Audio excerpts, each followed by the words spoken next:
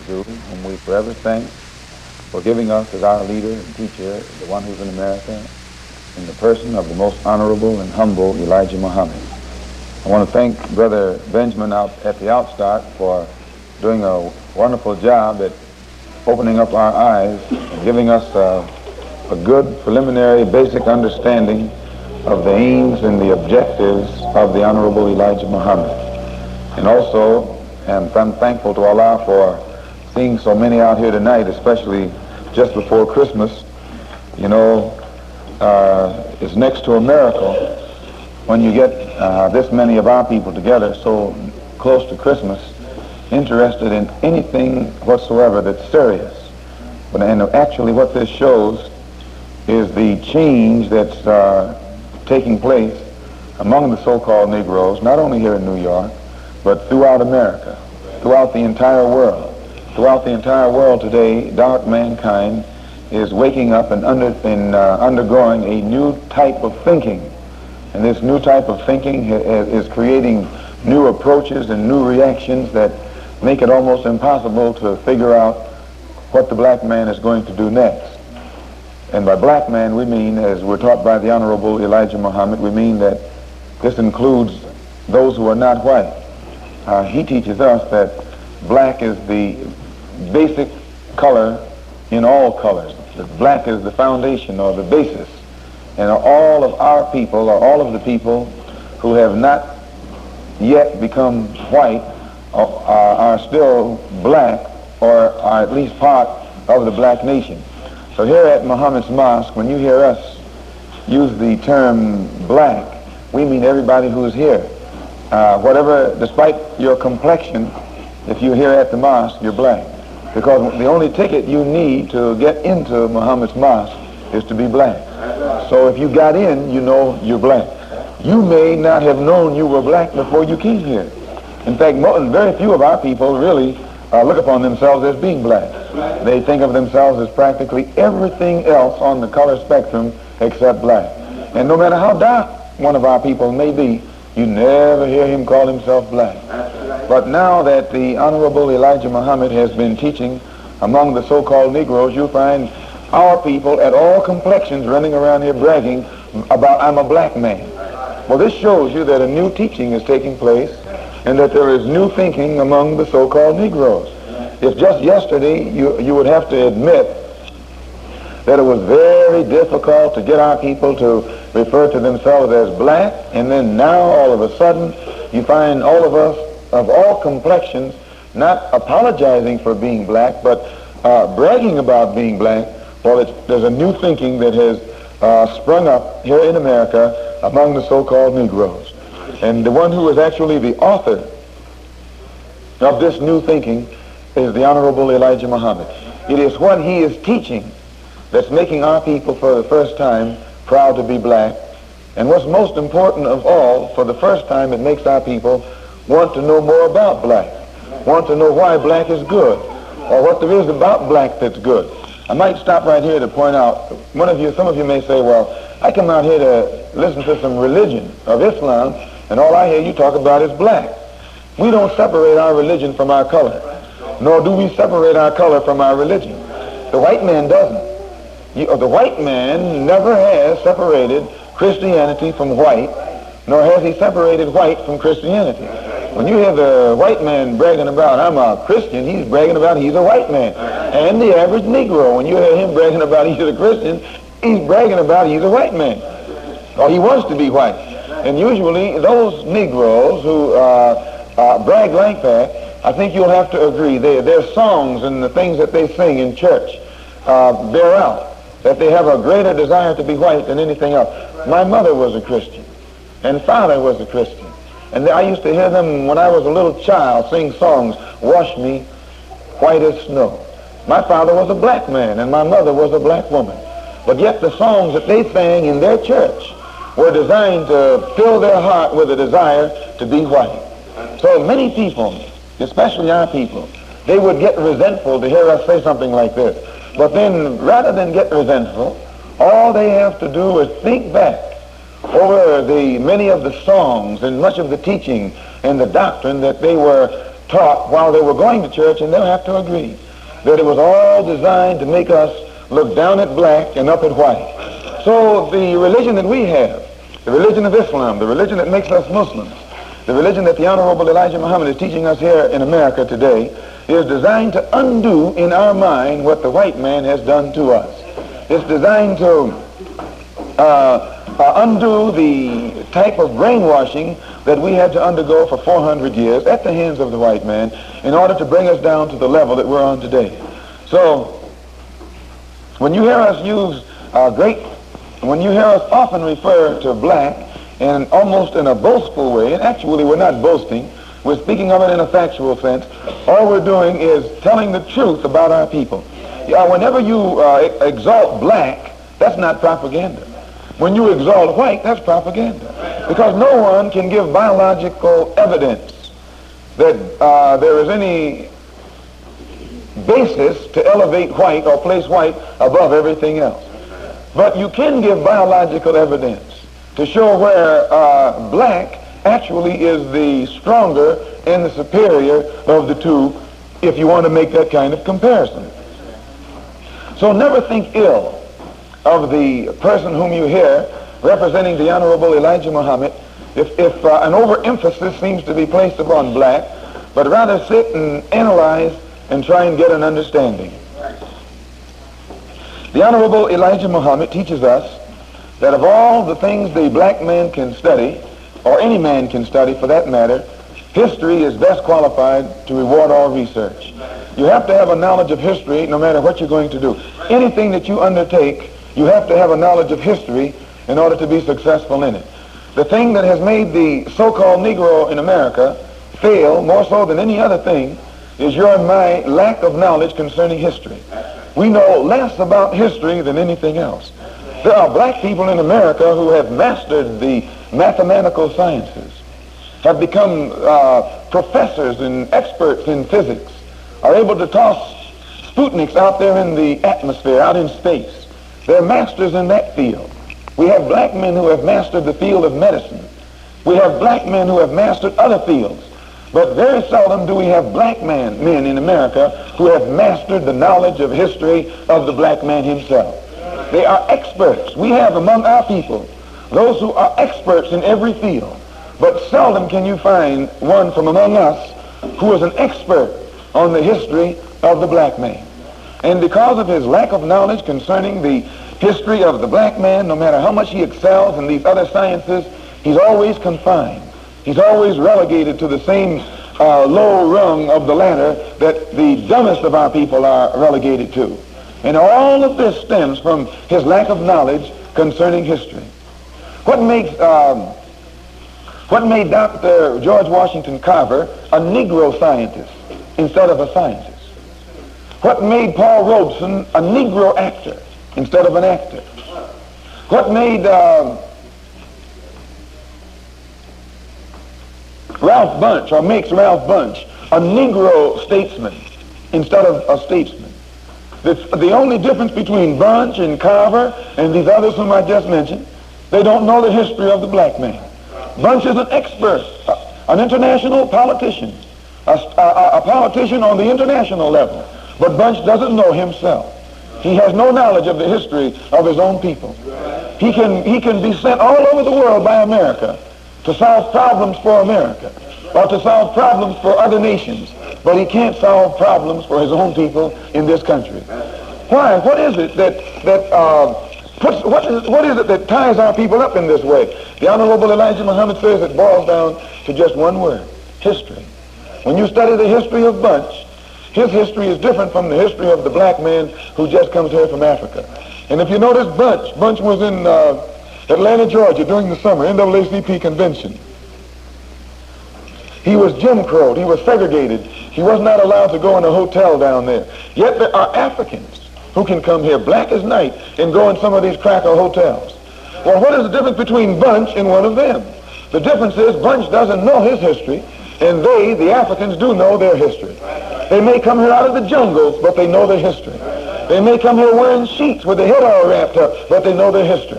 You and I can come out of Harvard, but we don't know our history. And the basic difference in why we are treated as we are, one knows his history and one doesn't know his history. The American Negro doesn't know his history. The American so-called Negro is a soldier who doesn't know his history. He's a servant in America who doesn't know his history.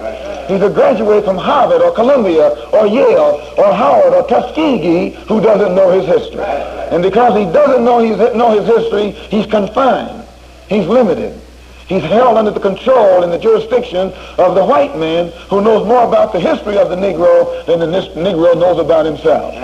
But when you and I wake up, as we're taught by the Honorable Elijah Muhammad, and learn our history, learn the history of our kind as well as the history of the white kind, then then the white man is at a disadvantage and we're at an advantage. The only thing that puts you and me at a disadvantage is our lack of knowledge concerning history. So one of the reasons, one of the missions, one of the objectives of the Honorable Elijah Muhammad here in America is not only to teach you and me the right religion, but to teach you and me history. In fact, do you know that if you and I know history, we know the right religion?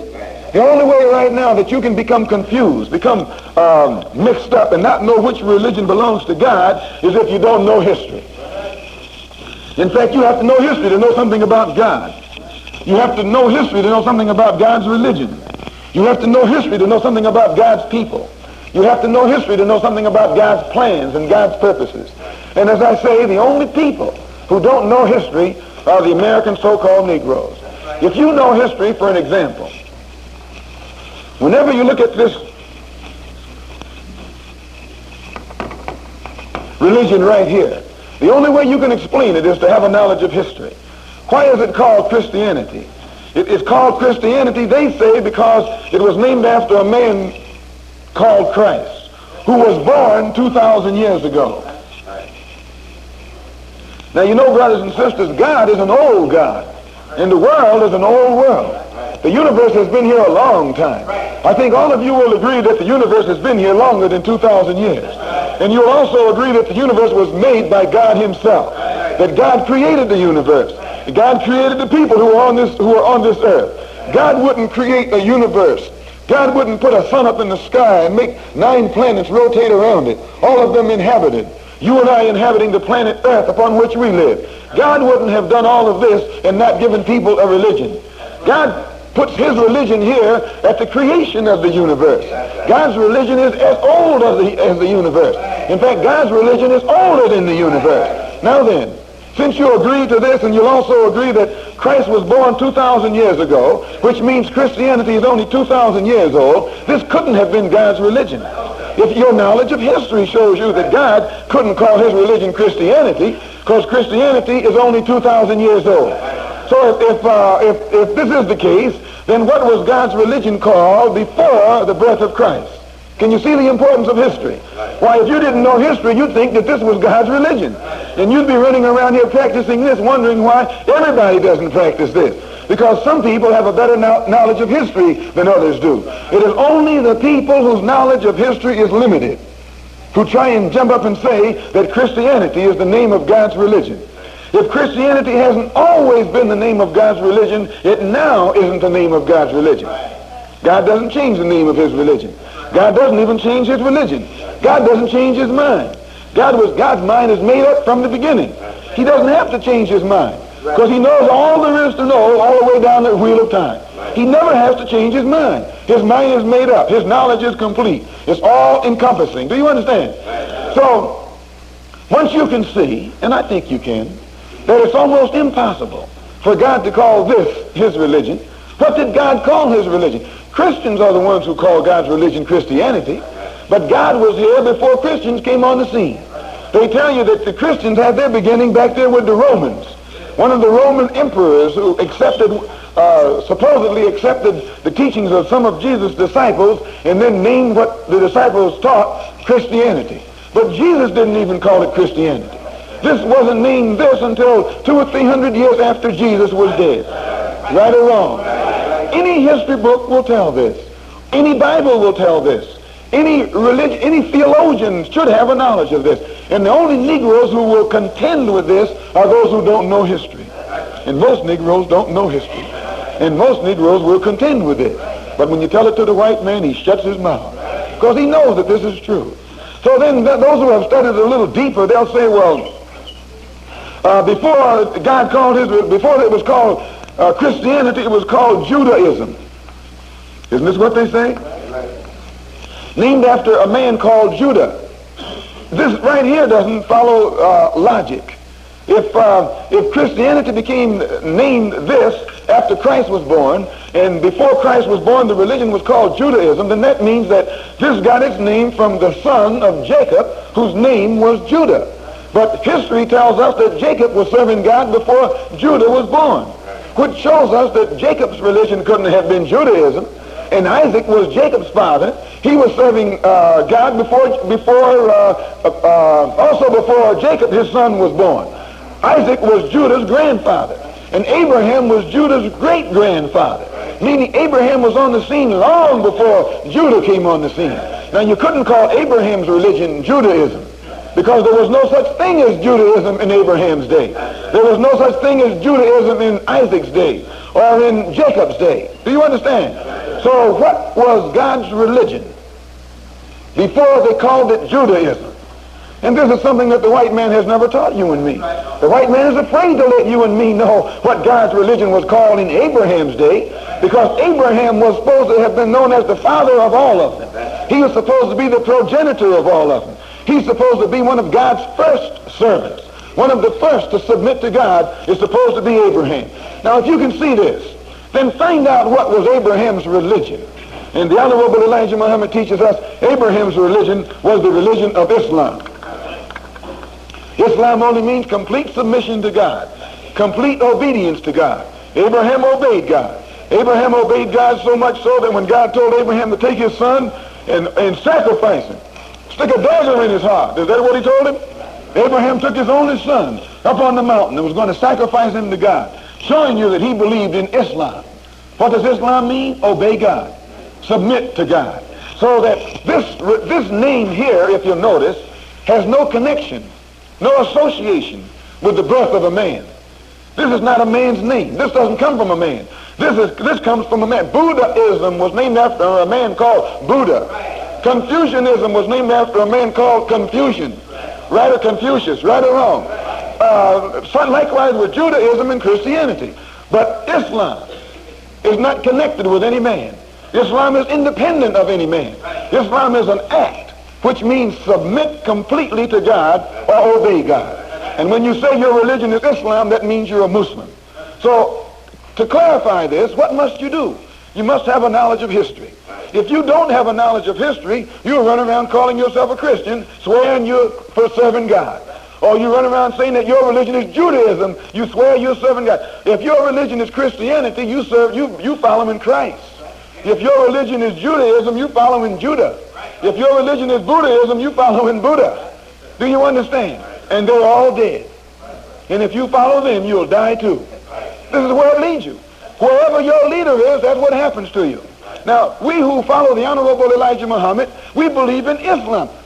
We don't believe in Muhammad. We believe in Islam. He teaches us the religion of Islam. Do you understand the difference? These people they believe in Christ. They believe Christ is God. Oh yes, they do. That he was born of the Blessed Virgin. That's what they believe. Didn't have a father, just a spirit. And then came into the world and was crucified and rose from the dead and went up into space. They believe that. But they believe that because they don't know history. But you'll find the people, if you notice, the Jews have a greater knowledge of history than the Christians do. Do they not? The Christian history only goes back 2,000 years.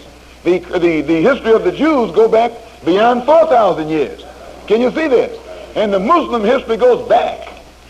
There's no limit to the Muslim history. If you notice, the Christians can only go back to what they call the Greek Empire. Usually they go back to that's what they call the Occidental, the beginning of the Occident, the Greek Empire, Roman Empire, and so forth. The Jews have a knowledge of history that goes back into Egypt and Babylon. You notice how they all go back farther than the other. But now the Muslim history goes back. It has no limit. There are no chains on how far you can go back when you're a Muslim. The Christian and the Jew combined go back to whom? To Adam. And they stop right there. And they say beyond him there was nothing happening. Well, this is because they don't know. But the more history they assume, that the greater their knowledge of history is, this has an influence on the type of religion that they accept. Do you understand? All praise is due to Allah. Another example. What makes the royal family of Europe or any country differ from the peasant? Royalty knows its ancestry. Royalty knows its history. This is what makes them royal. You can't have a king who can't trace his history on back into his forefathers. The only way he can be king is to be born a king. But if you take away his history and he doesn't know who his forefathers are, what does he become? A peasant, a common ordinary man. Same with the Jews and the Christians. It's because the Jews have the longest record of history that they can call themselves the chosen people. The Christians can't call themselves the chosen people because their history is not long enough. They can't go back to the time when the choice was being made. But the Hebrews, the so-called Jews, they can go back so far they can lay claim to that which actually is not theirs. But the reason they can claim it because nobody else that they're dealing with can go back far enough to dispute it. But the Muslims. Do you understand? So the Honorable Elijah Muhammad's mission is to teach the so-called Negroes a knowledge of history, the history of self, of ourselves, our own kind, and by giving us a knowledge of this history concerning our own kind, show us how we fit into prophecy, how we fit into the prophecies of the Bible, biblical prophecy. Which means, when you go in one of these churches, usually they name their church after some word in this Bible. Big Rock Baptist Church, or Drinking at the Well Baptist Church. They got all those kind of names, brother. Friendship Baptist, Union Baptist, Israel Baptist, Jacob's Ladder Baptist. Isn't that how they name them? They find some kind of old funny word in this Bible to name their whole religion after. Their whole doctrine is based on a verse in the Bible. He rose, Baptist Church. The Honorable Elijah Muhammad bases what he teaches not on a verse, but upon the entire book. From beginning to end, he says that he can open up the book and prove that what he's teaching is true, and prove that the Bible agrees with him, and then use the Bible to prove that what they're teaching in the church is wrong. You know, that's saying something. For instance, he says that in Genesis, the 15th chapter and the 13th verse, to give you an example,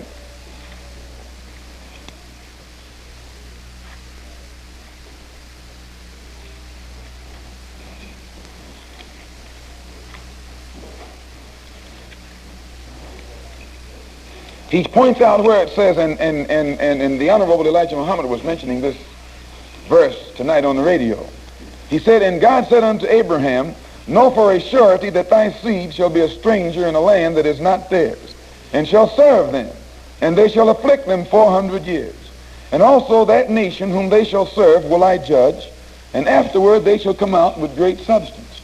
Now the Honorable Elijah Muhammad says that explains his teaching right there.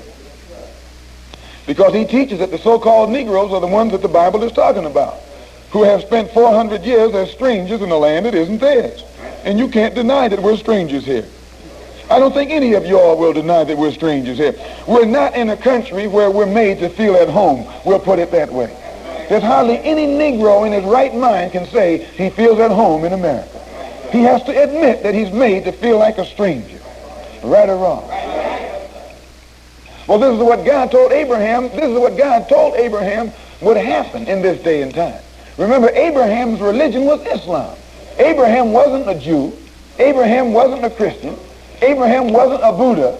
Abraham was a Muslim. Which means he obeyed God. God told him, your people are going into bondage. They're going to become slaves. They're going to be afflicted. They'll be strangers far from home for 400 years. The Honorable Elijah Muhammad says, you and I are the seed of Abraham. We're the descendant of Abraham. Now the preacher in the church, he tells you that the Jew is the seed of Abraham. One of them is right and one of them is wrong. Either Mr. Muhammad is right and the preacher is wrong, or the preacher is right and Mr. Muhammad is wrong. This is what we are putting on the line today. Who is the seed of Abraham? Is it this blue-eyed, blonde-haired, pale-skinned Jew, or is it the so-called Negro? You. Who is it? And what makes it so pitiful, many of our people would rather believe that the Jew is God's chosen people than to believe that they are God's chosen people. They would rather believe that God is going to save the Jew than to believe that God is going to save them. They would rather believe that the Jew is better than anybody else than to believe that they themselves are better than anybody else. This is a Negro. Wouldn't nobody else think like this but a Negro? Nobody else would put everybody else on top of him but the Negro. No one else would place himself below everyone else but the Negro. I mean, the American Negro. So look what God said. That the people would be strangers. The Jews aren't strangers. The Jews know their history. The Jews know their culture. The Jews know their language. They know everything there is to know about themselves. They know how to rob you. They know how to be your landlord. They know how to be your grocer. They know how to be your lawyer. They know how to join the NAACP and become the president. Right or wrong. They know how to control everything you got. You can't say they're lost. But the poor so-called Negro, he hasn't control over anything. He doesn't control the NAACP. He can't control the Urban League. He can't control CORE. He can't control his church. He can't control his own school. He can't control his own businesses in his own community. He can't even control his own mind. He's lost and lost control of himself and gone astray. So he fits the picture here that the Bible says concerning our people in the last day. Know for a surety that thy seed shall be strangers in a land that is not theirs, and shall serve them. And you have served the white man. He haven't served you and me. Why, the Jew haven't served anybody here. You are the one that served him. And they shall afflict them 400 years. And also that nation whom they shall serve will I judge. And afterward they shall come out with great substance. Oftentimes when you say this to the so-called Negroes, they'll come up and tell you that this is the Jew. But if you notice when Jesus was talking to the Jew way back here in John, he told them that if they shall know the truth and it'll make them free, the Jews popped up and says, how are you going to say we shall be made free? We have never been in bondage to anyone. Isn't that what the Jews told Jesus? Well, now look here. If the Jews told Jesus 2,000 years after Moses supposedly led the Hebrews out of bondage, that they had never been in bondage. Now you know the Jews had Moses' history. They knew who Moses was. How could they stand up and tell Jesus they had never been in bondage? Because they had never been in bondage. Not these things that you call Jews. They weren't in Egypt. Those weren't the people that Moses led out of Egypt. And the Jew knows this. But the Bible is written in such a tricky way, when you read it, you think that Moses led the Jews out of bondage. But if you get a Jew in a good, solid conversation today and you know how to talk to him, he have to admit to you that it wasn't out of Egypt land that Moses brought them. It wasn't out of bondage that Moses brought them. It was out of somewhere else. And then where Moses really brought them is their secret. But thanks to Almighty God, the Honorable Elijah Muhammad knows their secret. And he told it to us. And we're going to tell it to you.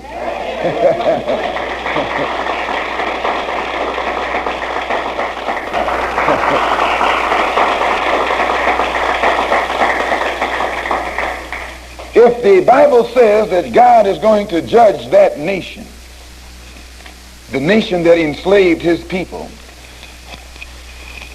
how will he keep from destroying his own people? Same Bible is a book of history.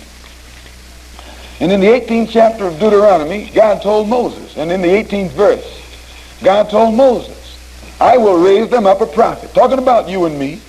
I'll raise them up a prophet just like thee, a prophet like Moses, whose mission it will be to do for you and me the same thing Moses did back then. It would be a prophet like Moses. And back when you get down into Malachi, he lets it be known that just before he comes to judge that nation, the name of the prophet or messenger whom he would send among the people, his name would be Elijah. It says, before the coming of that great and dreadful day, I'll send you Elijah. And Elijah's job will be to turn the hearts of the children to the fathers and the hearts of the fathers to the children. What do you mean turn the hearts of the children to the fathers? The so-called Negroes are childlike people. We're like children. No matter how old you get, or how bold you get, or how wise you get, or how rich you get, or how educated you get, the white man still calls you what? Boy. Why? You're a child in his eyesight. And you are a child. Anytime you have to let another man set up a factory for you, and you can't set up a factory for yourself, you're a child. Anytime another man can open up businesses and you don't know how to go into businesses for yourself and your people, you're a child. Anytime another man sets up schools and you don't know how to set up your own schools, you're a child. Because a child is someone who sits around and waits for his father to do for him what he should be doing for himself, or what he's too young to do for himself, or what he's too dumb to do for himself. So the white man, knowing that here in America all the Negro has done, and this is, I hate to say it, but it's the truth. All you and I have done is build churches and let the white man build factories. You and I build churches and let the white man build schools. You and I build churches and let the white man build up everything for himself. And then after we build a church, we got to go and beg the white man for a job and beg the white man for some education. Am I right or wrong? That's a shame. It's too bad, but it's true. And it's history. So it says that these childlike people, people who will be children following after the white man, it says in the last day that God will raise up Elijah. And Elijah's job will be to turn the hearts of these children back toward their fathers. Elijah will come and change our mind. He'll teach us something that'll turn us completely around. When Elijah finds us, we'll be easy to lead in the wrong direction, but hard to lead in the right direction. But when Elijah gets through teaching the lost sheep or the lost people of God, he'll turn them around. He'll change their mind. He'll put a bone in their back. He'll make them throw their shoulders back and stand upright like men for the first time. It says he'll turn the hearts of these children toward their fathers and the hearts of the fathers toward the children. This is something that the Honorable Elijah Muhammad is doing here in America today. You and I haven't thought in terms of our forefathers. We haven't thought of our fathers. Our fathers, brother, are back home. Our fathers are in the East. We run around here begging the great white father. You never hear black people in this country talking or speaking or thinking in terms of connecting themselves with their own kind back home. They're trying to make a contact with the white man. Pick up on that. That's true. Trying to make a contact, trying to make a connection with the white man. Trying to make a connection with a kidnapper who brought them here. Trying to make a connection with actually the man who enslaved them. You know, that's a shame. It's pitiful, but it's true. The Honorable Elijah Muhammad says that when Elijah comes, the book says when Elijah comes, what Elijah would do would be to teach these people the truth. And the truth that Elijah would teach to the people would be so strong, it would make all this other stuff that the preachers are talking about sound like a fairy story. Elijah would open the people's eyes up so wide that from then on a preacher couldn't talk to him. And this is really true. Do you know people have come to Muhammad's mosque, and no matter whether they believed in what Mr. Muhammad is saying or not, they never can go back and sit in the church. This is true.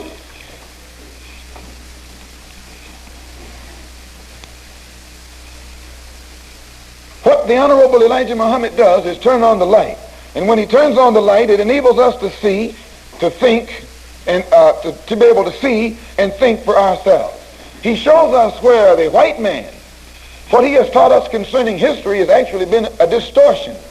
He's never given you and me true facts about history, neither about himself nor about our people. You know, I read a book one day called The 4 Cities of Troy. You can go to the library, some library, and check it out. What was this based on? Show you what a liar the white man is. When I say liar, you have white people who are scientists, and they keep truths in their own circle. And they never let they never let the masses know anything about this truth that they keep in the circle. They got something else that they invent and put out for the masses to believe. But they themselves keep knowledge in a circle. So in this particular book, it pointed out that some archaeologists were delving in the ruins of the ancient city of Troy. And it's the practice of archaeologists, to dig. So in digging down into the ruins of Troy, they dug deeper than they intended to. And they ran into the ruins of another city that had been there so much longer ahead of this city of Troy that it had gone down beneath the sands of time. And they had built this city of Troy on top of it. And when these archaeologists were delving in the ruins of the ancient city, they learned that there was one that was there more ancient than that one. So they started frantically digging down in that one and dug below it into another one. And before they got through digging, they had dug down and they had discovered that civilization in that area had been there so far back into history that at different times in history, the civilization had been destroyed, had become completely covered up with sand and dirt, until another people came along and didn't even know it was there and built another civilization on top of that. This happened 4 different times to give you somewhat of an idea of what the white man knows concerning the length of time man has been on this earth. And still that white man will jump up in your face and try and make you believe that first man was made 6,000 years ago, named Adam. And a lot of Negroes are running around here talking about Adam. That's God caught him. God took some dust and breathed on it and told Adam, come forth, and there he was. Now, that's a shame. It's all right when you were a little baby to believe that God made a little doll out of the sand or mud and breathed on it, and that was the first man. And when you were a child, it's all right to believe like that. But here in 1962, with all this information floating around in everybody's ears, you can get it free. Why, you should open up your mind and your head and your heart and realize that you have been led by lies. And today that it's time to listen to nothing but naked, undiluted truth. And when you know the truth, as Jesus says, truth will make you free. Abraham Lincoln won't make you free. Truth will make you free. When you know the truth, you're free. Also, you have your archaeologists, anthropologists, other forms of historians who agree, pretty well agree, that they don't know how long man has been on earth, that they do know that he has been on earth longer than 6,000 years, and they know that man was not made just 6,000 years ago. They know this now, but a long time ago they didn't know it. There was a time when they believed that man had less ribs than a woman. People believed that because they said that God made Eve from one of Adam's ribs. So Adam had a rib missing. And they actually ran around here believing that man had one less rib. And they were shook up when they really got into the science of anatomy and discovered that man, all his ribs were there. They began to wonder then what happened there in the Bible. That's a shame, brother. How long has man been here? In the Bible, in the first chapter of Genesis, and in the 26th verse, after God had made everything else, it says here, and God said, let us make man. Let me write what God said here on the board. Look what God said, brother. I don't think you've ever looked at this. And it says, and God said, let us make man. The key word here is what? Yes. What does us mean? More than one. Who was God talking to? If God was all by himself and no one was here but him, who was he talking to when he said, let us make man?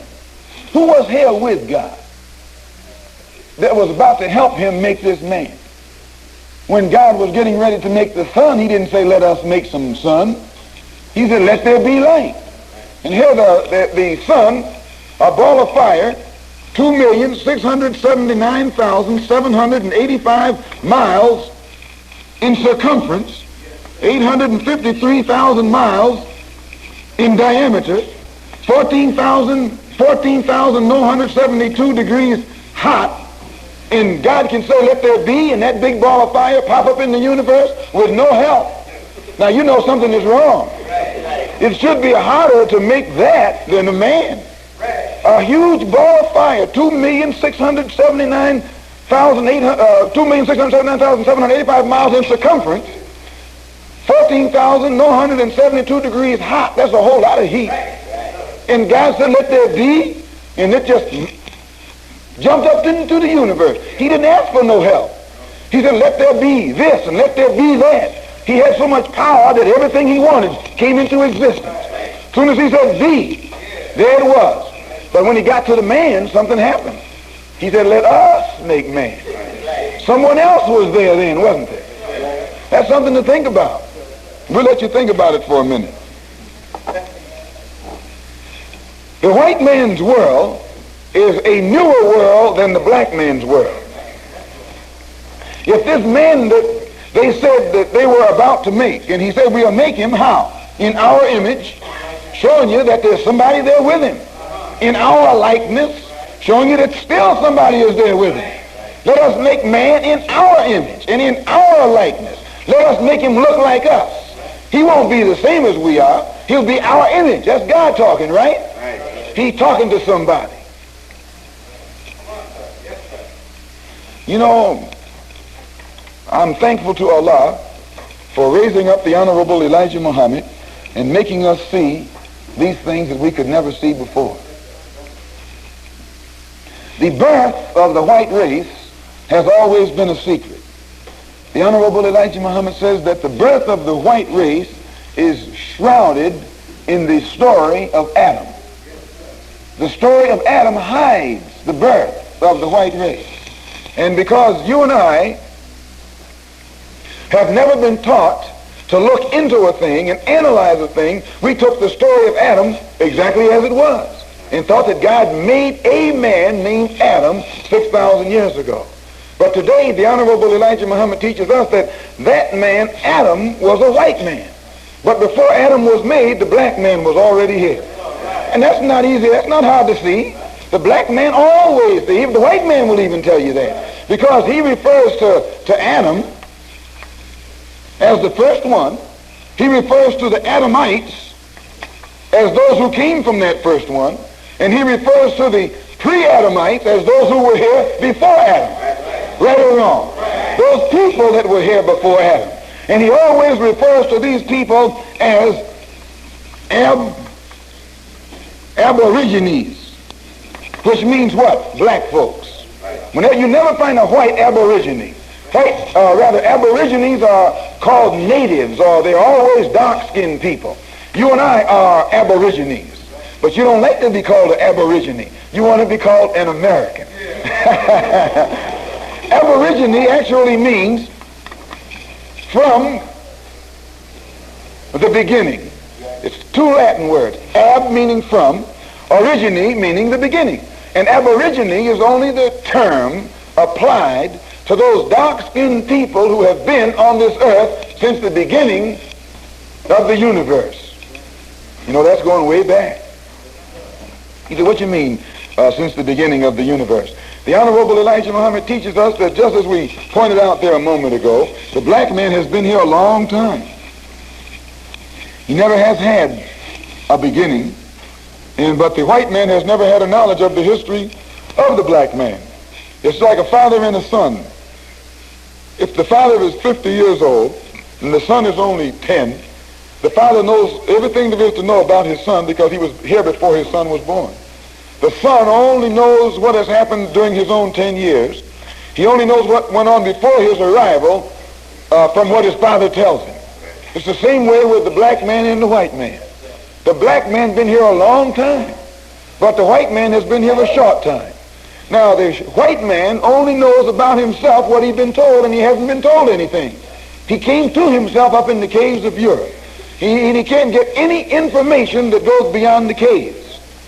And since you and I fell into his trap and was made deaf, dumb, and blind by him, now we don't have access to any information that the white man doesn't know about.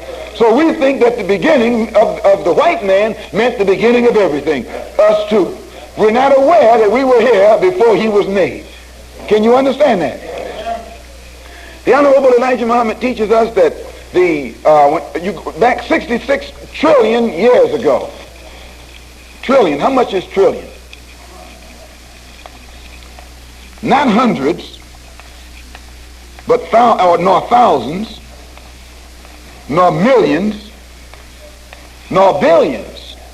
But 66 trillion years ago, the black man was here then.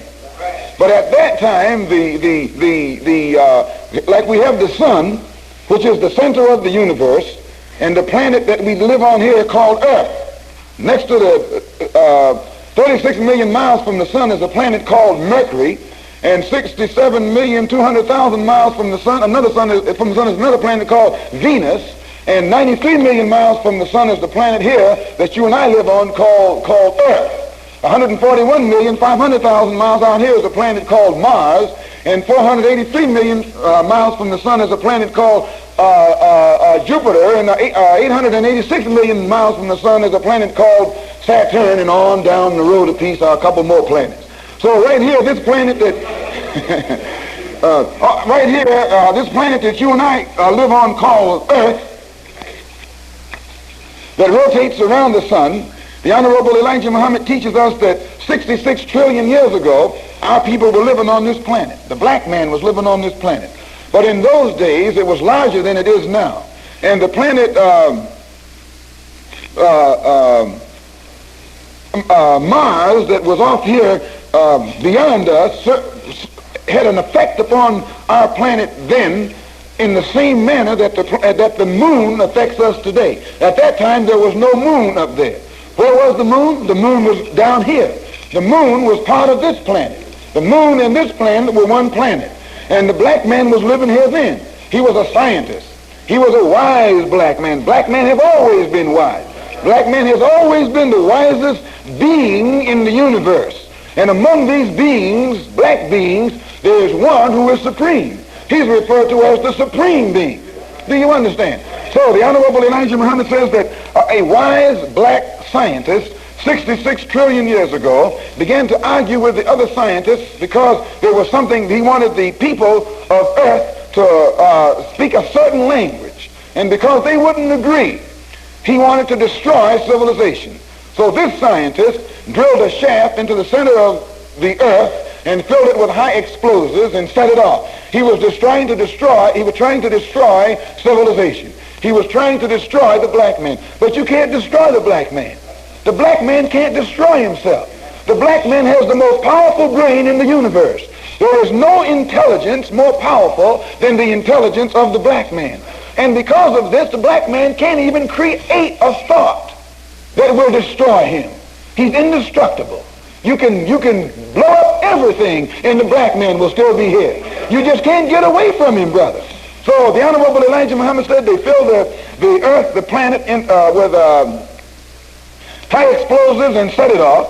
And when it was exploded, the piece that you and I today call moon was tossed out here into space, and it rotated around the earth. It still rotates around the earth. It came from the earth. It was blasted right out from the earth. And as it was blasted out from the earth, it turned over and over and over, and all of the water that was on it came along with the earth, stayed with the earth, so that the piece that was blasted out there has no water on it today. And because it has no water on it, it has no civilization on it, has no life on it. You can't have life where there's no water. Water is the source of life. Where there's no water, there's no life. Where there's no life, there's no civilization. Can you understand that? So this dead piece, called moon by us today, turning over and over and over, losing all of its water, all of the water coming with this piece. The Honorable Elijah Muhammad says that this piece, the earth that we remained on, shifted, it dropped 36,000 miles in the pocket that we remained in. And as it dropped, and all of the water came with it, it left a situation where today, he says, the earth that we now live on weighs 6 sextillion tons. The weight of it is 6 sextillion tons. And as it makes its way around the sun, the strong power of the sun's rays striking the equator causes the planet to turn on its own axis at the speed of 1,937 1/3 miles per hour. Now you would say that and he teaches us that the square mileage of the earth is 196,940,000 square miles, which means only 57,255,000 square miles of land stick up out of 139,785,000 square miles of water. 3/4 of the earth's surface is covered with water, part of the water that left the moon and came with the earth. So you may say, well, how come, since it's the natural law for water to seek its own level, why doesn't it overrun the land? The Honorable Elijah Muhammad says that as the earth speeds around the sun, turning on its axis 1,037 1/3 miles per hour, it creates gravity, and the strong attracting power of the sun pulls on the waters of the earth, pulls them up into the sun and up into the earth's atmosphere in a fine mist that the naked eye can hardly detect. And as this water gathers in the earth's atmosphere, it then distills and comes back to earth. After it gets heavier than the atmosphere in which it is in, it distills and comes back to the earth in the form of water, hail, or rain, or snow. All of the water that you see coming out the sky went up into the sky. Everything that's coming down on the earth got up there by leaving the earth. Do you understand? And he teaches us that it comes back down in the form of hail or rain or snow or whatever else you have, depending upon the temperature of the current of atmosphere that it was in. He says that at night the gravitational pull of the moon takes over. And because the power of the moon is not as great as that of the sun, once the attracting power of the sun is absent at night, then the moon takes over. And since it can't pull the waters up like the sun does, it still has that magnetic pull, and it causes the waves that you see out there on the ocean to churn. This is the moon that does that. The moon makes the waves go up and down. It never lets them level out. If it leveled out, it would overrun the land. It also causes the shifting of the tides. This is the pull of the moon upon the waters of the earth. If it weren't for the attracting power of the sun and the moon upon the earth, why, the waters would overrun the land and drown out civilization. All of this was done by man himself, not some mystery god, but a black man set this up. And you and I have been running around here in the trap that the white man put us in, thinking that the only one who can do anything either is a mystery god, and what the mystery god doesn't do, the white man does. The Honorable Elijah Muhammad said that all the time that this was going on, there was no white man. White man was nowhere on the scene. He says that when the moon was blasted away and we came along with the earth, in fact, one tribe was destroyed. Prior to the time that the explosion took place, there were 13 tribes.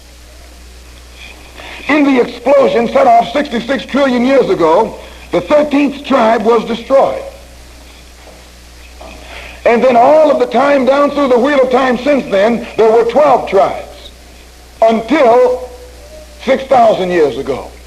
And 6,000 years ago, a scientist named Yaqub created another tribe on this earth. Understand? Prior to the time the explosion took place, there were 13 tribes. But the 13th tribe was destroyed in that explosion. And from then until now, just 6,000 years ago, another tribe came on the scene. It was made, different from all of the 12 tribes that were here when it arrived. A new tribe, a weak tribe, a wicked tribe, a devilish tribe, a diabolical tribe, a tribe that is devilish by nature. So, but before they got on the scene, the Honorable Elijah Muhammad said, when we came with the earth, the oldest city on earth is the holy city of Mecca in Arabia. Mecca is the oldest city on earth. Mecca is the city that is forbidden. No one can go there but the black man. No one can go there but the Muslim. No one can go there but the believer. No one can go there but the righteous. And at Mecca are kept the records of history that go on back into the beginning of time. He says that 50,000 years ago, another scientist named Shabazz became angry with the scientists of his day. He wanted to bring about a tougher people. He wanted the people to undergo a form of life that would make them tough and hard, and the other scientists wouldn't agree with him. So this scientist named Shabazz took his family and wandered down into the jungles of Africa. Prior to that time, no one lived in the jungles. Our people were soft. They were black, but they were soft and delicate. Fine. They had straight hair. Right here on this earth. You find some of them look like that right today. They are black as night, but their hair is like silk. And originally all our people had that kind of hair. But this scientist took his family down into the jungles of Africa, and there, living in the open, and living a jungle life, eating all kinds of food, it had an effect on the appearance of our people.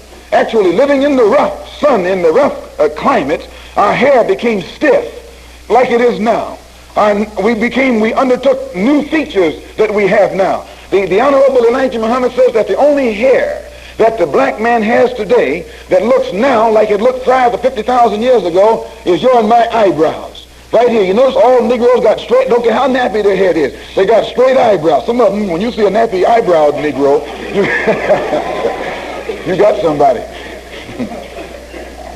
But all of this took place back in history, and everything the Honorable Elijah Muhammad teaches is based on history. Now then, where does the white man come in?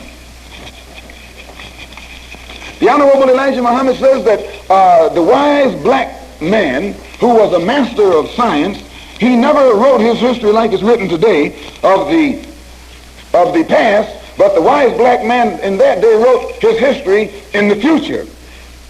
The Honorable Elijah Muhammad said that the circumference of the earth is 24,896 miles, approximately 25,000 miles. So he says the wise black man in the East writes history a year to every mile. He writes history to last for 25,000 years, not in the past, but in the future.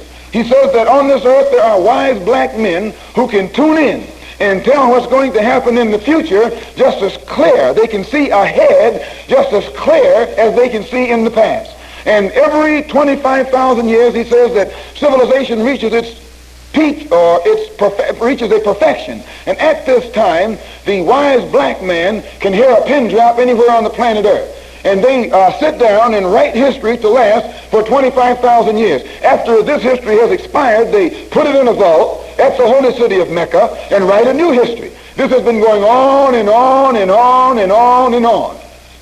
So he says, in the year one of the cycle in which we now live, the king, he says, in the East there are 24 wise men. They're spoken of in the Bible as 24 elders, or 24 prophets, or 24.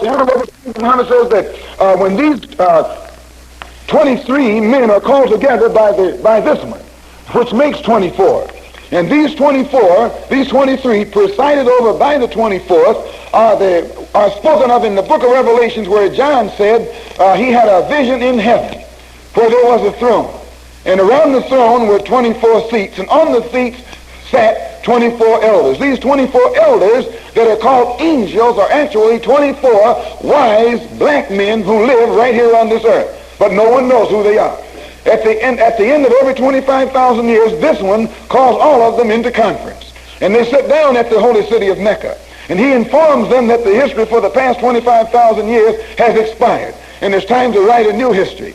So these scientists begin to tune in on the population of the planet Earth. And he says that back in this day, at that time, there were 5 billion people on this earth, all of them black. Not a white man in sight. 5 billion people, not a white man in sight. So he says that when these 24 scientists begin to tune in, they look down through the wheel of time. They can tell not only what the people on this earth are thinking, but they can tell what their children are thinking, what their unborn children's children are thinking, what their unborn children's children's children are thinking. They can look right down through the wheel of time and tell minute by minute, hour by hour, day by day, week by week, month by month, year by year, for 25,000 years exactly what is going to take place.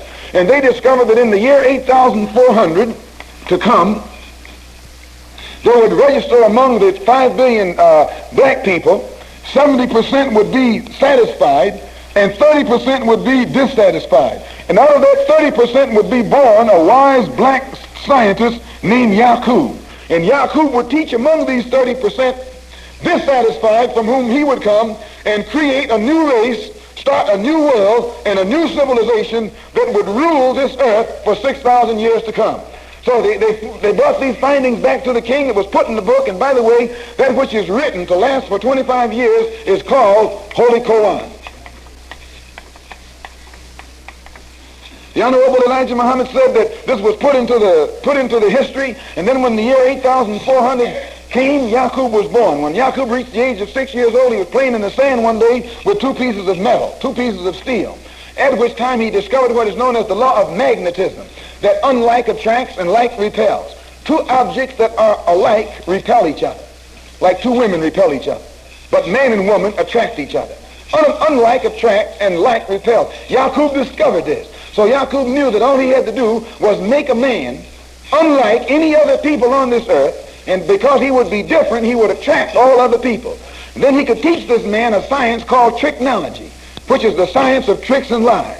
And that this weak man would be able to use that science to trick and rob and rule the world. So Yaqub turned to his uncle and said, when I grow up, I'm going to make a man who will rule you. And Yaqub's uncle said, what can you make other than that which will cause bloodshed and wickedness in the land? And Yaqub pointed to his head and said, I know that which you know not. Yaqub was born with a determined idea to make this man, because it had been predicted 8,400 years prior to his birth that he would be born to do this work. So he was born with this idea in him.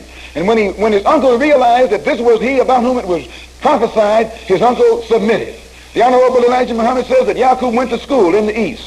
He studied the astronomical sciences, mathematical sciences, and the germination of man. He discovered that in the black man, there are two germs. In the black man, there's a brown man. In the black man, or the black germ, which is the strong germ, there's a weak germ, a brown germ. Yaqub was the first one to discover this. And Yaqub knew that by separating that brown one from the black one, and then grafting the brown one until it became lighter and lighter and lighter, it would eventually reach its lightest stage, which is known as white. And when it got to that stage, it would be weak. And because it was weak, it would be susceptible to wickedness. And then Yaqub could take that weak man that he made and teach him how to lie and rob and cheat, and thereby become the ruler of all the rest of the world. So the Honorable Elijah Muhammad teaches us that Yaqub began to preach.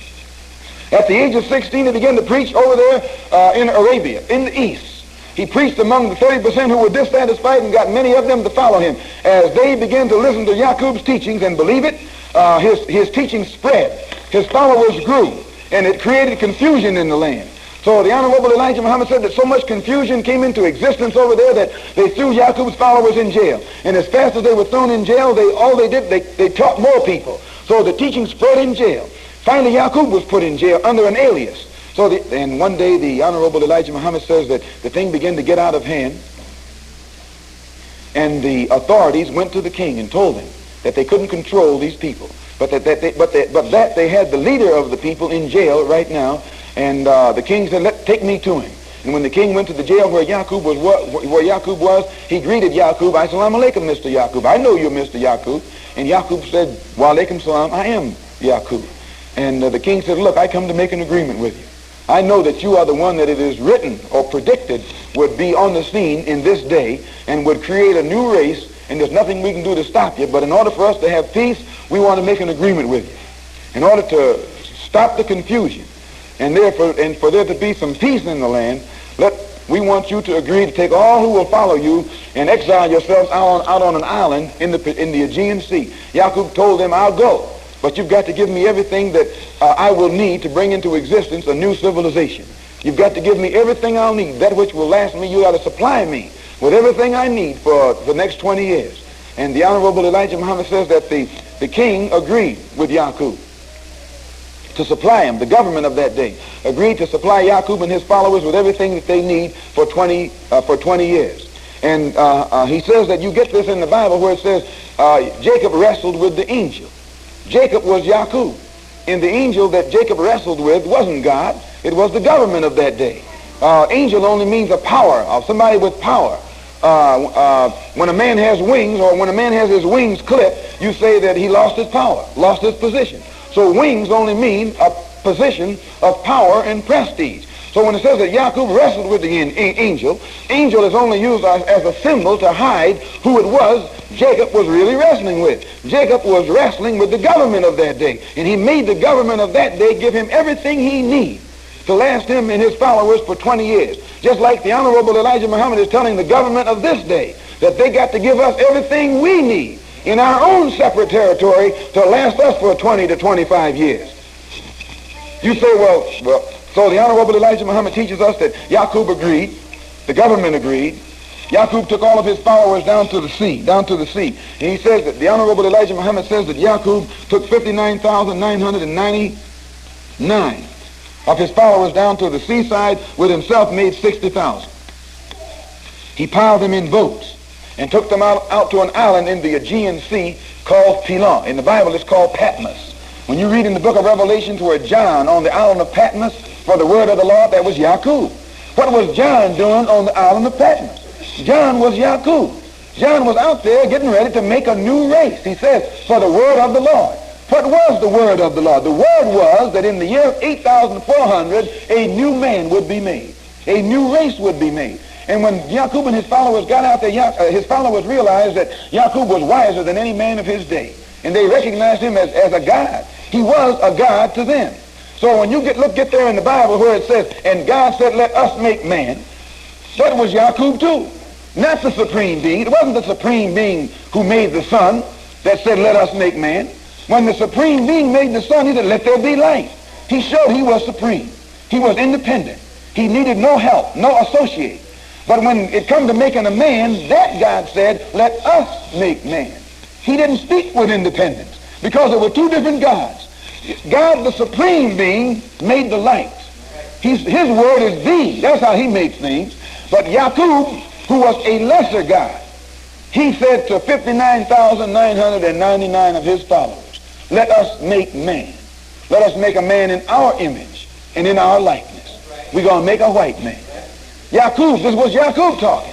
Make him in our image and in our likeness, and give him dominion over the fowl of the air and the fish of the seas and the creatures of the land. And we call him Adam. It's only a name for the white man. The white man has taken mastery over the air. His airplanes rule the sky. His submarines and ships rule the sea.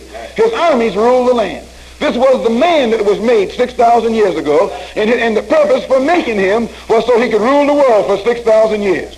That's the white man.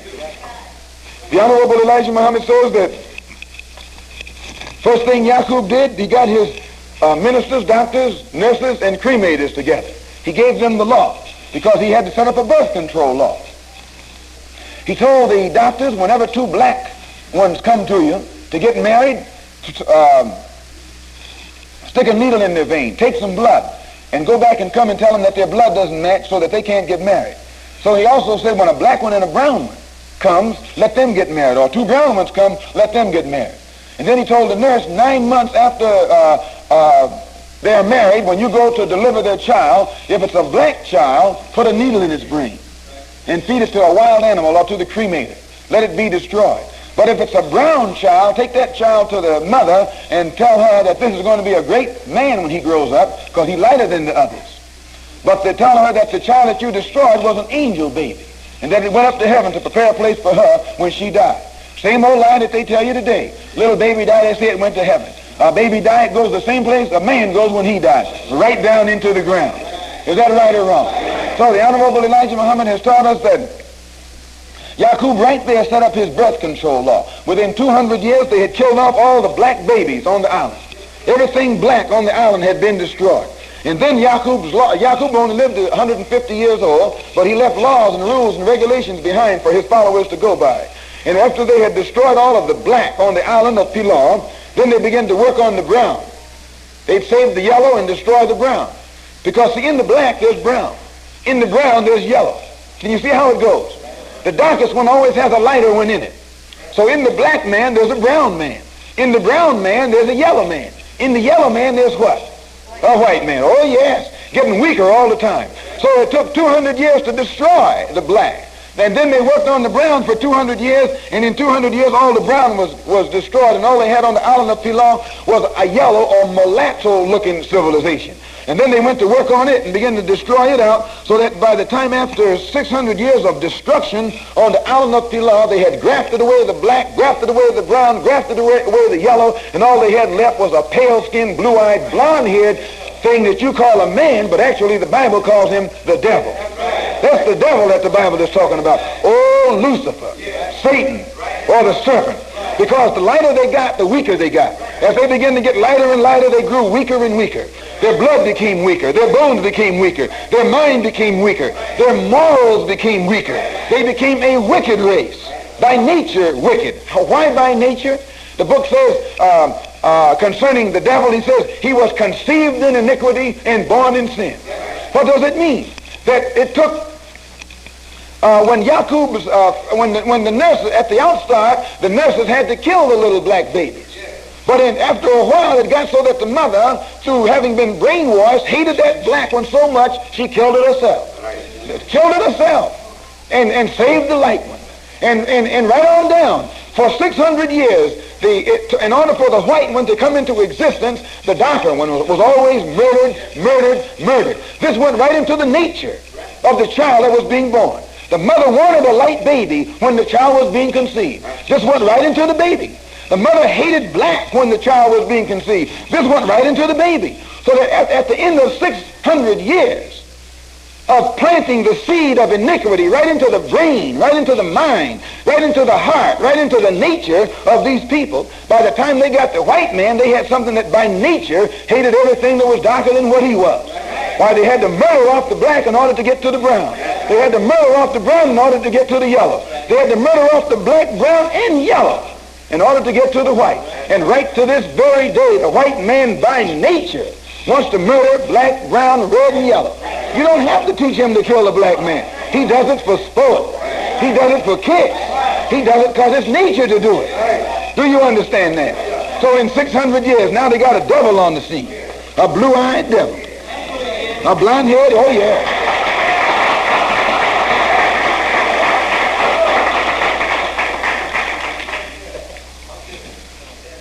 They was out here on the island of Pilon. After Jacob was dead. Jacob was their father, but he never saw them. They never saw him. When the Bible, Jacob was their God. When the Bible says no man has seen God, that's what it means. No white man has seen their God. None of them saw Jacob because Jacob only lived to be 150 years. It don't mean that no man can see God, the supreme being. Why, the book of Revelation says when he comes, every eye will see him. So the Honorable Elijah Muhammad says that after these devils got grafted, now we're not going to call them white anymore, we call them what they are. Well, white, that's their color. But devil, that's what they are. These aren't white people. See, you're not using the right language when you say the white man. You call him devil. When you call him devil, you call him by his name. Then he got another name, Satan. Another name, serpent. Another name, snake. Another name, beast. All these names are in the Bible for the white man. Another name, Pharaoh. Another name, Caesar. Another name, Frenchman, Englishman, American. All those are just names for the devil. So after they were out there for 600, after they had been made and grafted, and Jacob was dead, then they packed up the bags and made it back into civilization. Jacob had left them some laws how to go by. He left them a science called technology, how to divide and conquer. Jacob told these people in his books, all you got to do to take over the world is lie. Go back among the black people. Take your woman and send her to the black man's woman. And let her lie about the neighbor across the street. And then send another woman to that woman to lie on this woman to that woman. And when they get through spreading those lies and they all start fighting and killing one another, you tell them, let you be the mediator. This is the trick the white man used. It all comes from Jacob. See, he's an underdog. He's a minority. And the only way a minority can rule a majority, it's got to divide the majority. This is the trick that the white man was born to execute among dark mankind here on this earth. Jacob said, when you go back among them, lie one on the other, and when they start fighting each other, ask them to let you be the mediator. And as soon as you become the mediator, then you're the boss. White man has done this trick everywhere. Here in America, to the Indians. He'd send one priest to the Indians in New York, and another priest to the Indians in Pennsylvania. And both of them would tell lies to both Indians. And the Indians who had never been at war with each other would start beating the tom-tom, the war drum. And then as they got ready to come together and fight, the priest would run in and say, let me be the mediator. The New York Indians, you move out to Minnesota. And the Pennsylvania Indians, you move out to Oklahoma. That would leave the whole state of New York and Pennsylvania for the white man. You see how he does it? He's all over the world. He does it. He's a mediator. He's an instigator and a mediator. He instigates division and dissension. And as soon as they start fighting one another, he says, okay, I'll settle it. If you don't think so, look all over the world right now. Every place on this earth, you got a division. South Korea, North Korea. South Vietnam, North Vietnam. Right or wrong? He is the one that makes this division. He don't let nobody get together. But when it comes to his kind, it's united. United States. Meaning all white people are united. United States of Europe, or European Common Market. They want to get together. But when you start talking about a United States of Asia or United States of Africa, well, he said, oh, no, too many different languages. Or y'all don't have nothing in common. You see how he does it? He always discourages unity among others, but he encourages unity among his own kind. United we stand. That don't mean you. You're here. Yeah, old Negro jump up and say, yeah, united we stand. They don't mean you. That means the white man. The white man is the one who stands united. So the Honorable Elijah Muhammad say that these devils went back into Arabia. When they got there, they started telling lies. They started confusion. And in 6 months' time, they had turned heaven into hell. Oh yeah, had so much fighting going on among our people, brother, it became hell. We never did fight each other. We loved each other. We're in harmony with each other. And when these devils came back into our midst, they turned our paradise into a hell. So it was taken to the king, and the king looked in the book and he said, well, these are Yaqub's people. They were made to do what they're doing, and the only way we'll have peace is to get rid of all of them, put them all to death. So the king gave the order for all of the devils to be rounded up. And by devil now I mean all those blue-eyed, blonde-haired white things. He gave orders for them to be rounded up there in the east. And they were rounded up. They were rounded up and taken down to the edge of the Arabian desert. They were stripped naked, stripped of everything except their language. The Honorable Elijah Muhammad says that we put a lambskin apron around their waist to hide their nakedness. We put them in chains and marched them across the hot sands of the Arabian desert. This is what the black man did to the white man, brother. This is what the gods did to the devils. Actually, and if you think that I don't know what I'm talking about, those of you who are Masons, those of you who have gone into the Masons, you go through this and don't understand. When you go in, they put a lambskin apron around your waist. They put you in what's called the cable tow, right or wrong. And then they make you jump up and down on an electric mat. Make you take off your shoes and make you put the juice in the mat and make you jump up and down. Why? What are they getting at? That's all a sign of what happened to the white man 6,000 years ago. It just don't have nothing to do with you. But you're supposed to be walking the hot sands when you jump up and down.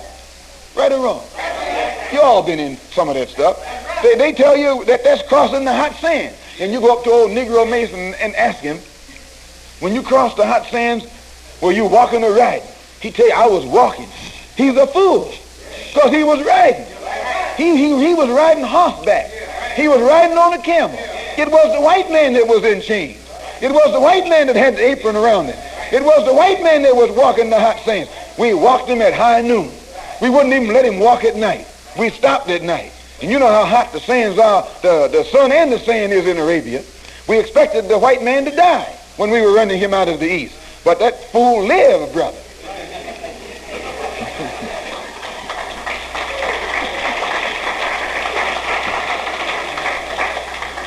He lived. A lot of them died on the desert. And I might come back. In the Masonic. All of this is tied up in the Masonic ritual. When a man gets initiated into the higher degrees of that order, he goes through this. They put on the chains, they put on the apron, and they darken him up and pretend to be driving him across. And then when he gets up to the top order in those degrees, they tell him what it means. As a white man, they tell the white man what it means. A white Shriner or a white Mason what it means. The Negro never learns what it means. But it actually points back toward the time when the white man, who is the devil, or Adam as they say, was cast out of the garden. When the Bible says Adam sinned and was cast out of the garden, this is what it is meant. And an angel was put at the east gate to keep him from coming back in when the white man was run out of the east by the Muslims 6,000 years ago into the caves of Europe. The people called Turks were put there at the straits of the Dardanelles with swords. And any old devil that they caught trying to come back across the water, mop, off went his head. The book tells you that the angel had a flaming sword. And anytime any of them tried to come back across, they were put to death. The Honorable Elijah Muhammad says that the white man went down into the caves of Europe and lived there for 2,000 years on his all fours. Within 1,000 years after he had gotten up there, he was on his all fours. Couldn't stand upright. You watch your old cracker today. Crackers don't walk upright like black people do. They about to, every time you look at them, they look like they're going right down on their all fours. But those who have had some education, they straighten up a little bit because they're taught how to straighten up. But a black man can be the most dumb, illiterate thing you can find anywhere, and he still walk like $1 million. Because by nature, he's upright. By nature, he stands up. But a white man got to be stood up. You got to put a white man on the square, but the black man is born on the square. Can we prove it? Yes. You notice in the East, dark people carry things on the head, don't they? Just throw it up there and walk with it, showing you they have perfect poise, perfect balance. This comes natural to them. You and I lost our poise. You can't even wear a hat on your head hardly today. The Honorable Elijah Muhammad says that within 1,000 years after the white people were up in the caves, they were on their all fours, and they were living in the outdoors where it's cold, just as cold over there as it is outside right now. They didn't have clothes. So by being out there in the cold, their hair got longer and longer. Hair grew out all over their body. By being on their all fours, the end of their spine began to grow. They grew a little tail that come out from the end of their spine. Oh yes, this was the white man, brother, up in the caves of Europe. He had a tail that long. You ever notice anything that walk on its all fours has a tail? That which straighten up don't have a tail. Because that when you get down, see, it just make that spine come right on out. And by him being on up there just like a dog, he was crawling around up there. He was hairy as a dog. He had a tail like a dog. He had a smell like a dog. And couldn't nothing get along with him but another dog. The Honorable Elijah Muhammad says that all the beasts up in Europe wanted to kill the white man. Oh yeah, they tried to kill the white man. They were after the white man. They hated the white man. So it says that what the white man would do, he'd dig a hole in the hill. That was his cave. And his mother and his daughter and his wife would all be in there with the dog. The only thing that made friends with the white man was the dog. Everything else hated him. He'd sit outside the cave at night in a tree with rocks in his hand. And if any beast come up to try and get in the cave at his family, he'd throw rocks at them. Or he'd have a club that he'd swing down and try and drive them away with. But the dog stayed in the cave with his family. The dog, and it was then, during that time, that the dog and the white woman amalgamated. The white woman went with the dog while they were living in the caves of Europe. And right to this very day, a white woman will tell you there ain't nothing she loves better than a dog. They tell you that a dog is a man's best friend. A dog isn't a black man's best friend. God is a black man's best friend. The dog is the white man's best friend. They lived in that cave with those dogs. And right now, they got that dog smell. They got their dog lovers. Dog can get inside a white man's house and eat at his table. Lick out of his plate. They'll kiss a dog right on the nose and think nothing of it. You're not a dog kisser. You don't see no black people kissing and rubbing noses with a dog. But little white children will hug dogs and kiss dogs and eat with dogs. Am I right or wrong? You all been inside their kitchen cooking their food and making their beds. You know how they live in there. The dog will live right inside the white man's house better than you can. If you try and break your way in there, they put a rope around your neck.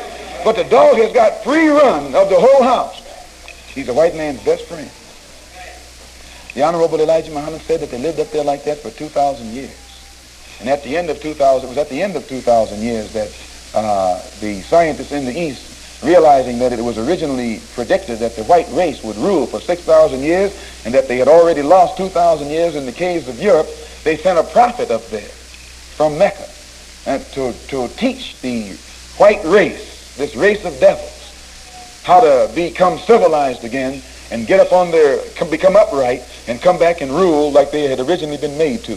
The name of that prophet was Moses. And this is why you have so many of what they call the secret books of Moses. Moses never went down into Egypt. Moses went into the caves of Europe and civilized the white man. It was Moses who went into Egypt and went into Europe, into the caves, and what we call raised the devil from a dead level to a perpendicular and placed him on the square. Moses taught the white man how to cook his food. Moses taught the white man how to build a house for himself. He taught the white man also some of the technology that Yaqub had originally meant for them.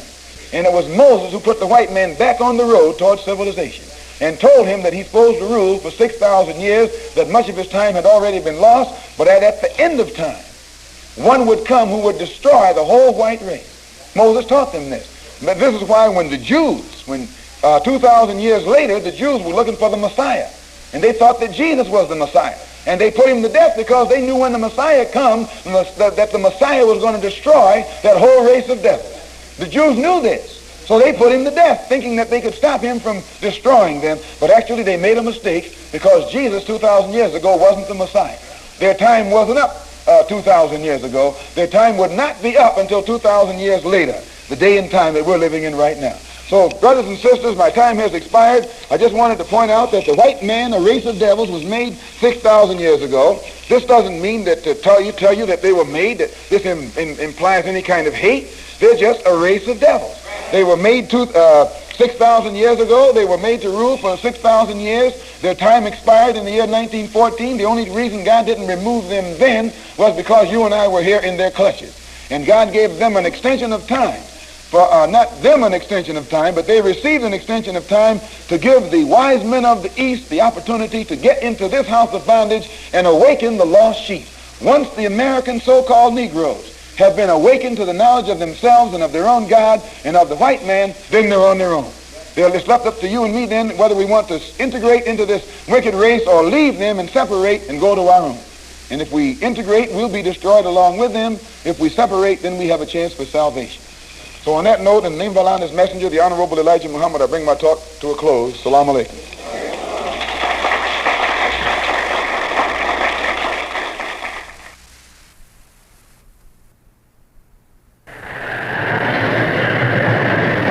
Now I would like to present to you one of the distinguished voices in the Negro Revolution, Minister Malcolm X of the Black Muslim.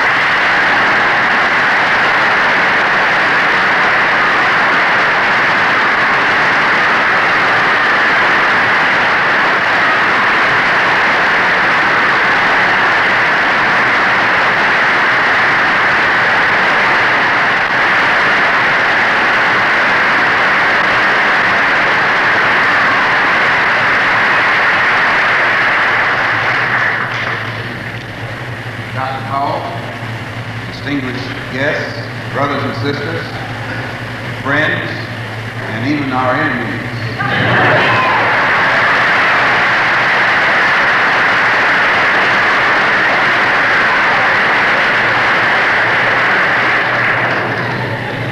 As a follower and minister of the Honorable Elijah Muhammad, who is the messenger of Allah to the American so-called Negroes, I am very happy to accept Dr. Cowell's invitation to speak here this evening at the Abyssinian Baptist Church and to express, or at least try, to represent the Honorable Elijah Muhammad's views on this most timely topic, the Black Revolution. Yes, sir.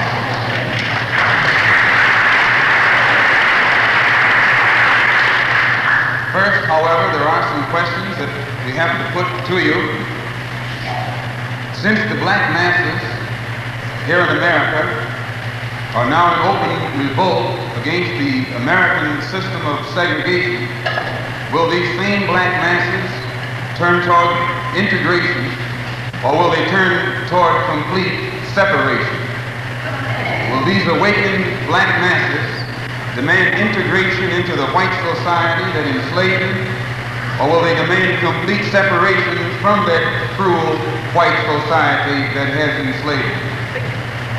Will the exploited and oppressed black masses seek integration with their white exploiters and white oppressors, or will these awakened black masses truly revolt and separate themselves completely from this wicked race that has enslaved us? These are just some quick questions that I think will provoke some thought in your mind and my mind. How can the so-called Negroes who call themselves enlightened leaders expect the poor black sheep to integrate into a society of bloodthirsty white wolves that have already been sucking our blood for over 400 years here in America? Or will these black sheep also revolt against the false shepherd, the hand-picked Uncle Tom Negro leader, and seek complete separation so that we can escape from the den of the wolf rather than be integrated with wolves in this wolf den?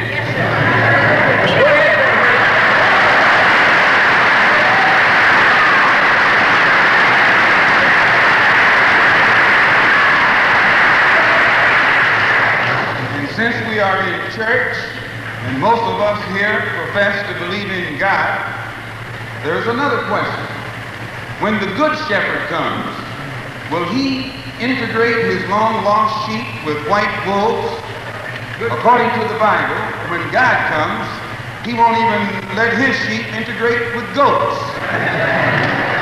And if his sheep can't be safely integrated with goats, they certainly aren't safe integrated with wolves.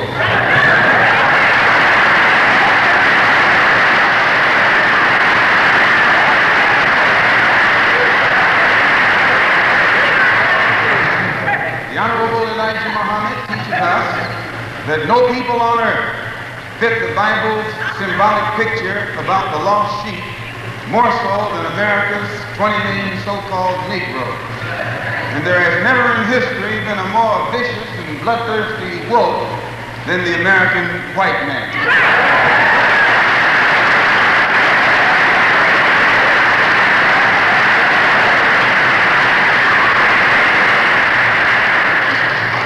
He teaches us that for 400 years, America has been nothing but a wolf den for 20 million so-called Negroes.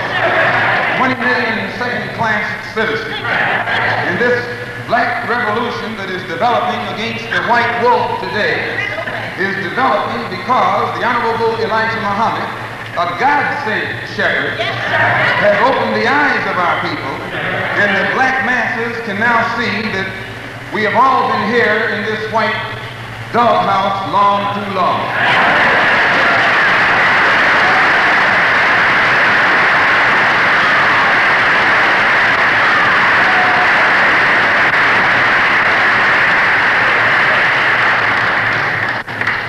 Black masses don't want to integrate. The masses want to separate. We don't want segregation, nor do we want integration, but we want complete separation.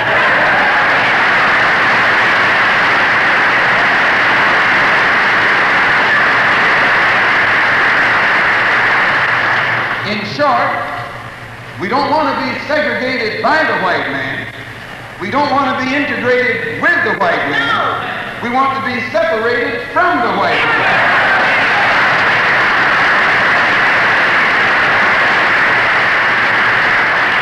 Now, our religious leader and teacher, the Honorable Elijah Muhammad, teaches us that this is the only intelligent and lasting solution to the present race problem.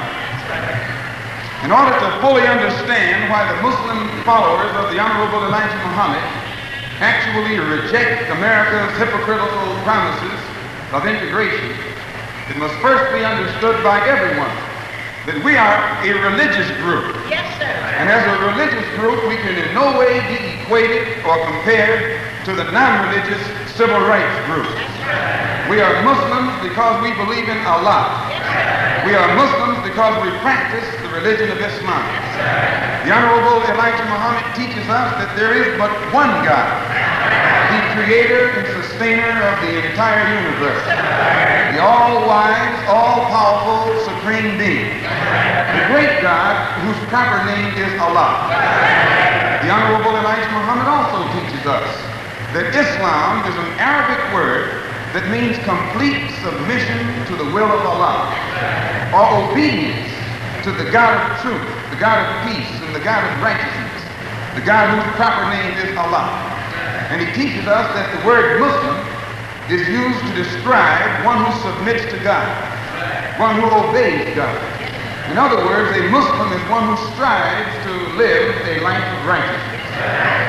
You may ask, What does the religion of Islam have to do with the American so-called Negro's changing attitude toward himself, toward the white man, toward segregation, toward integration, and toward separation? And what part does this religion of Islam play in the current black revolution that's sweeping the American continent today? The Honorable Elijah Muhammad teaches us that Islam is the religion of naked truth. Naked truth.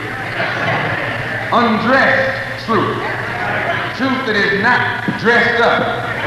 And he says that truth is the only thing that will truly set our people free.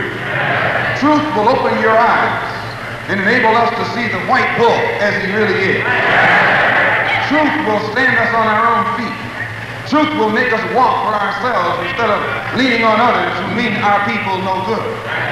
Truth not only shows us who our real enemy is, truth also gives us the strength and the know-how of how to separate ourselves from that enemy. Only a blind man will walk into the open embrace of his enemy. And only a blind people, a people who are blind to the truth about their enemy, will seek to embrace or integrate with that enemy. Why, Jesus himself prophesied, "You shall know the truth, and it shall make you free." Beloved brothers and sisters, Jesus never said that Abraham Lincoln would make us free. He never said that the Congress would make us free. He never said that the Senate or Supreme Court or John Kennedy would make us free. Jesus, 2,000 years ago, looked down the wheel of time and saw your and my plight here today. And he knew that the tricky high court, Supreme Court desegregation decisions would only lull you into a deeper sleep. And the tricky promises of the hypocritical politicians on civil rights legislation would only be designed to advance you and me from ancient slavery to modern slavery.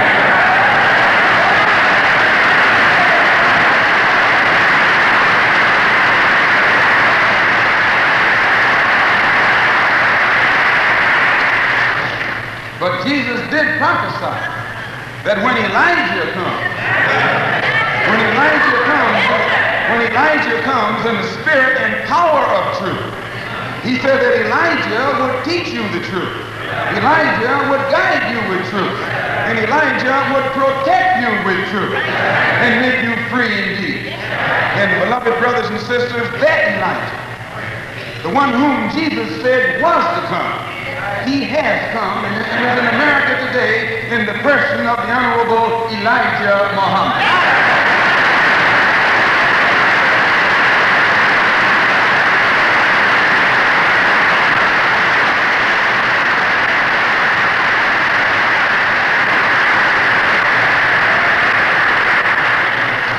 This Elijah, the one whom they said was to come and who has come, he teaches those of us who are Muslims that our white slave masters have always known the truth.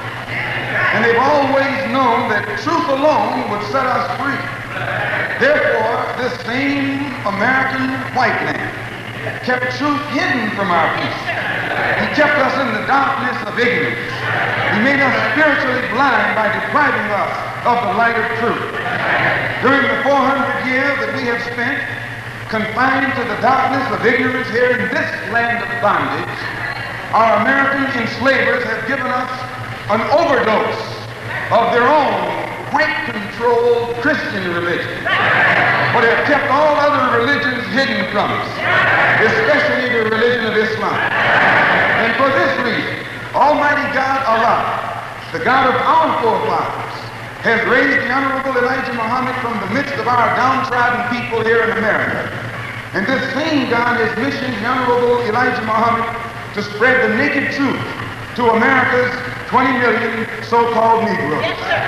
And truth alone will make you free. Not the President, not the Congress, not the Senate, not the Supreme Court, but truth alone will make you and me free.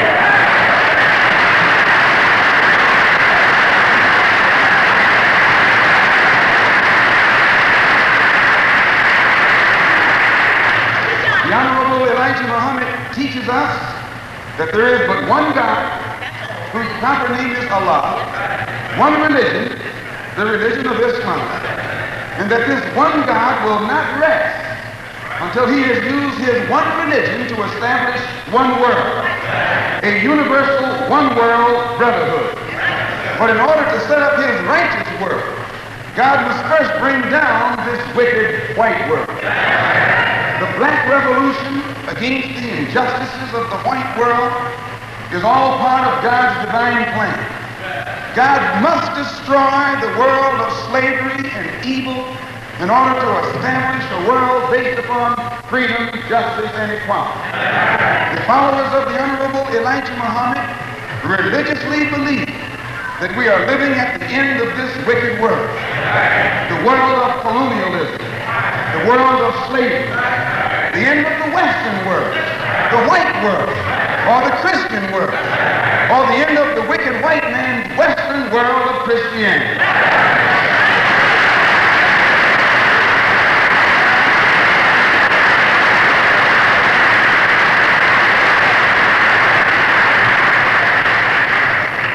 The Honorable Elijah Muhammad teaches us that the symbolic stories in all religious scripture paint a prophetic picture of today.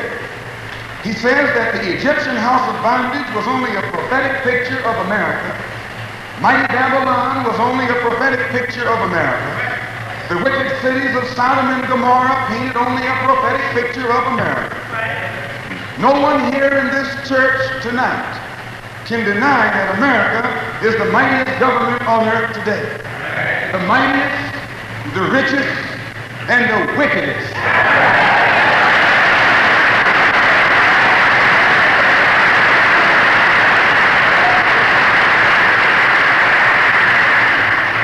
And no one in this church tonight dare deny that America's wealth and power stems from 310 years of slave labor contributed by the American so-called Negro.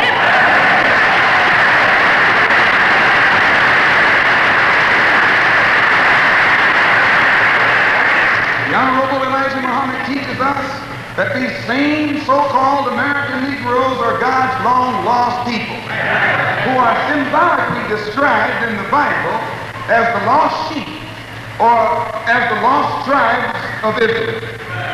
We who are Muslims believe in God. We believe in his scriptures. We believe in prophecy. And nowhere in the scripture has God ever integrated his enslaved people with their slave master. God always separates his oppressed people from their oppressor and then destroys the oppressor. God never deviated from his divine pattern in the past, and the Honorable Elijah Muhammad says that God will not deviate from that divine pattern today. Just as God destroyed the enslavers in the past, God is going to destroy this wicked white enslaver of our people here in America today.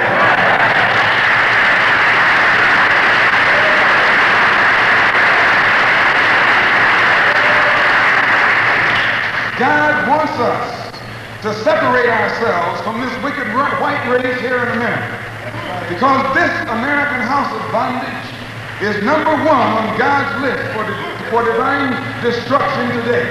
I repeat, this American house of bondage is number one on God's list for divine destruction today.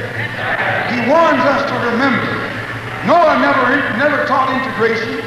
Noah taught separation. Moses never taught integration. Moses taught separation. The innocent must always be given a chance to separate themselves from the guilty before the guilty are executed. No one is more innocent than the poor blind American so-called Negroes who have been led astray by blind Negro leaders. And no one on earth is more guilty than the blue-eyed white man who has used his control and influence over the Negro leader to lead the rest of our people astray.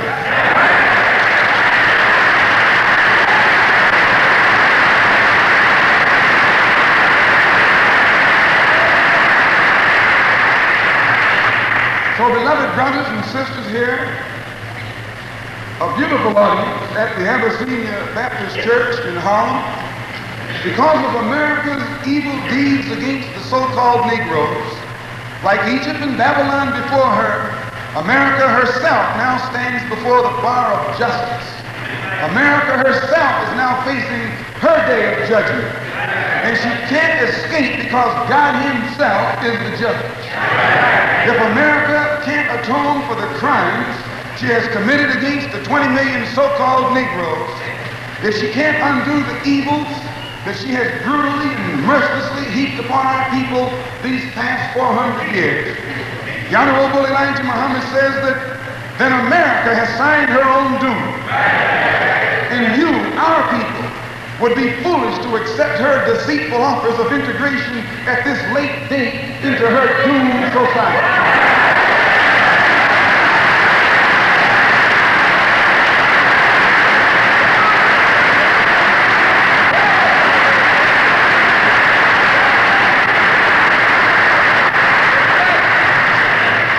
Can America escape? Can America atone? And if so, how can she atone for these crimes? In my conclusion, I must point out that the Honorable Elijah Muhammad says a desegregated theater, a desegregated lunch counter won't solve our problem. Their jobs won't solve our problem. An integrated cup of coffee isn't sufficient pay for 400 years of slave labor.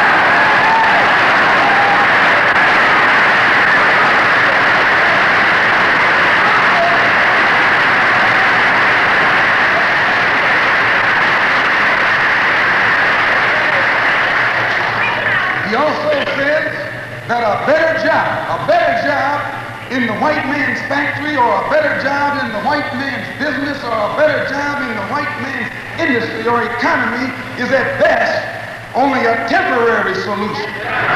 He says the only lasting or permanent solution is complete separation on some land that we can call our own. Therefore, the Honorable Elijah Muhammad says that this problem can be solved, and solved forever, just by sending our people back to our own homeland or back to our own people. But that this government should provide the transportation plus everything else we need to get started again in our own country. This government should give us everything we need in the form of machinery, material, and finance, enough to last for 20 to 25 years until we can become an independent people in an independent nation in our own land. He says that if the American government is afraid to send us back to our own country and to our own people, then America should set aside some separate territory right here in the Western Hemisphere, where the two races can live apart from each other, since we certainly don't get along peacefully while we are together.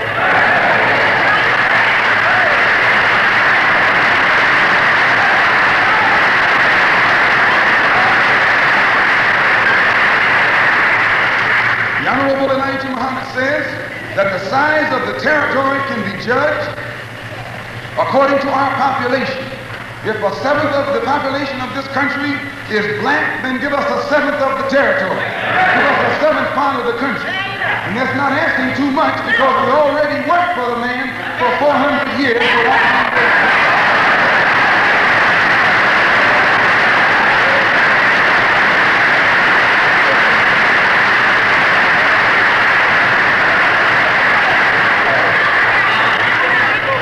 He says it must not be in the desert, but where there is plenty of rain and much mineral wealth.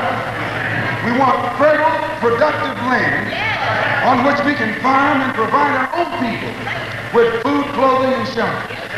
He said that this government should supply us on that territory with the machinery and other tools needed to dig into the earth.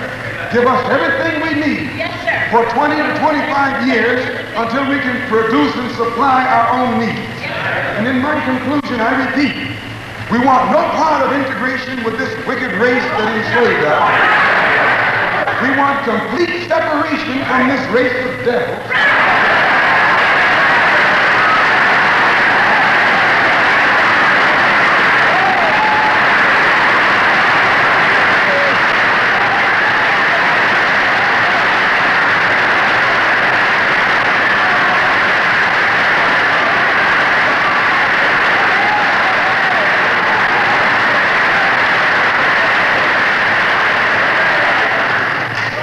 But he also says we should not be expected to leave America empty-handed. After 400 years of slave labor, we have some back pay coming. A bill that is owed to us and must be collected. If the government of America truly repents of its sins against our people, and atones by giving us our true share, not an integrated cup of coffee, but our true share of the land and the wealth, then America can save herself. But if America waits for God to step in and force her to make a just settlement, God will take this entire continent away from the white man. And the Bible says that God can then give the kingdom to whomsoever he pleases.